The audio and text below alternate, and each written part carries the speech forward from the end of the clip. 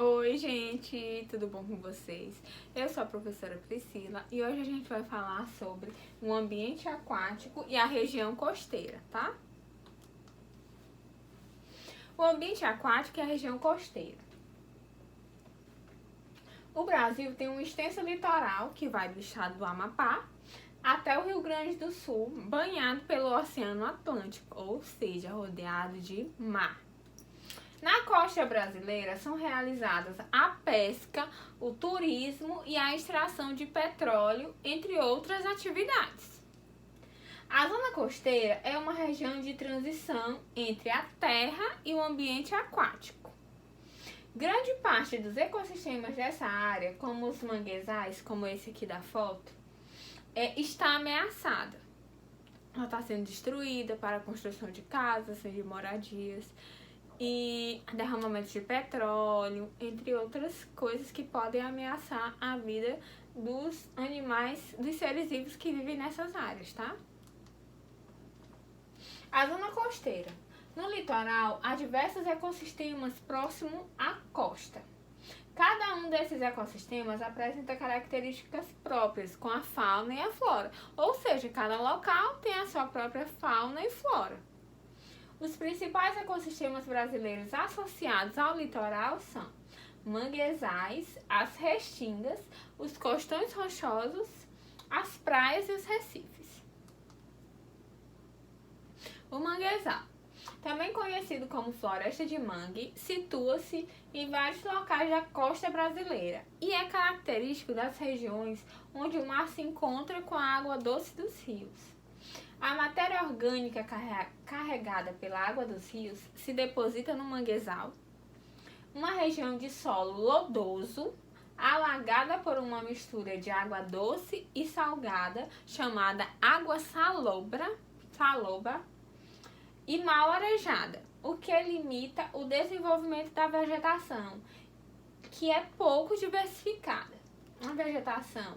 As adaptações encontradas na vegetação são ramificações do caule que ajudam na sustentação da planta e as ramificações das raízes, conhecidas como pneumatóforos, que são essas aqui, ó, que facilitam a absorção do oxigênio, ou seja, as raízes vão para fora da água, tá? Que elas auxiliam na absorção do oxigênio para a produção da fotossíntese, tá? Todo aquele processo que a gente já viu. Ele é fundamental para a reprodução de muitas espécies de animais. Nele vivem diversos invertebrados, como poliquetas, moluscos e caranguejos, e muitos vertebrados, como peixes, aves, répteis e mamíferos. Alguns animais se reproduzem nos manguezais, como as gaivotas, tá? E os jacarés e mamíferos buscam alimento nesse ambiente. Infelizmente, devido à valorização das regiões onde estão localizados os manguezais, boa parte deles já foi degradada ou destruída. Por exemplo, para a construção de condomínios próximos a essas regiões, eles sofrem muito o processo de degradação, de destruição, e eles necessitam ser preservados, tá? O costão rochoso. Costões rochosos são ambientes costeiros, assim ó, como esses aqui da foto, formados sobre as rochas à beira-mar, ou seja, na transição entre o meio aquático e o meio terrestre, tá? Aqui na foto dá pra gente ver mais ou menos. Eles estão presentes em quase todo o litoral brasileiro, do Maranhão ao Rio Grande do Sul. Alguns organismos que o compõem são esponjas do mar, anêmonas, moluscos, crustáceos e algas. O ambiente é pobre em nutrientes, salgado e muito compactado, ou seja, é bem difícil ter muita vida lá, né? Diversidade de seres vivos. A restinga e as dunas. Ocupa algumas áreas próximas ao mar e a parte mais alta da praia é chamada de duna. Nessa região, e o que são as dunas? São aquelas partes da areia mais alta da praia, como a gente pode como a gente já viu em algum mar, né? Por aqui por perto, em alguma foto, se as areias, o vento vai formando a areia, né? E vai formando uma montanha de areia, chamada de duna. Nessa região arenosa, há uma vegetação rasteira com arbustos. Em certas regiões, algumas árvores, pouquíssimas, tá? Poucas gramíneas e plantas rasteiras, como o cipó de flores, como é esse aqui da foto. Eles conseguem viver nas dunas. A vegetação está adaptada a um solo arenoso, de baixa fertilidade e elevada salinidade, ou seja, essa região ela possui muito sal na água, muitos sais, tá?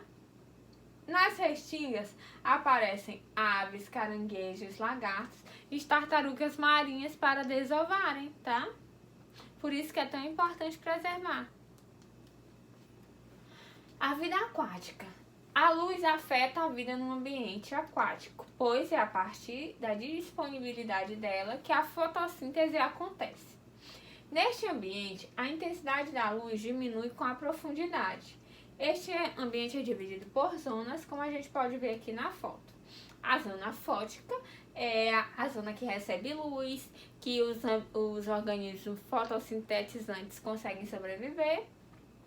Então, ela é chamada de zona fótica ou eufótica. Há muitos organismos que conseguem sobreviver nessa zona.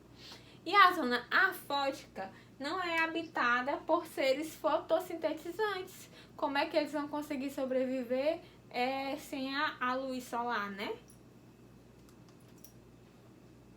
Os plânctons, nécton e bentos.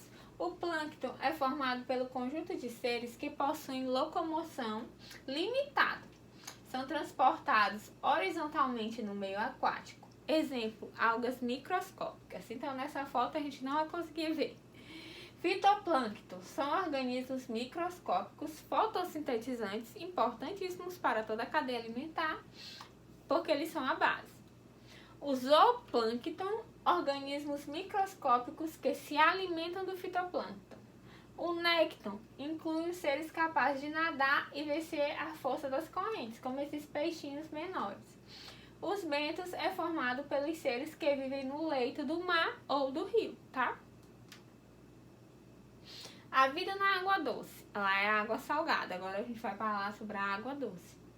A expressão água doce indica que a quantidade de sais dissolvidos na água é menor do que nos oceanos.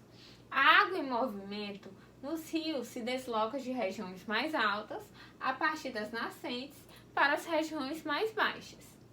Eles recebem muita matéria orgânica dos solos das margens, que pode ser composta de folhas e organismos mortos. Há uma diversidade de animais e plantas, como jacarés, vitórias régias, peixes e outros, né, que vivem na água doce. Além dela ser considerada a água própria para o consumo, tá? Não tão própria porque ela precisa de um tratamento. Mas entre a água do mar e a água doce, a consumível é a água doce. E a nossa aula de hoje foi sobre isso. Agradeço muito a atenção de vocês e até a próxima. Qualquer dúvida eu estou disponível no WhatsApp no horário da aula, tá? Bom dia!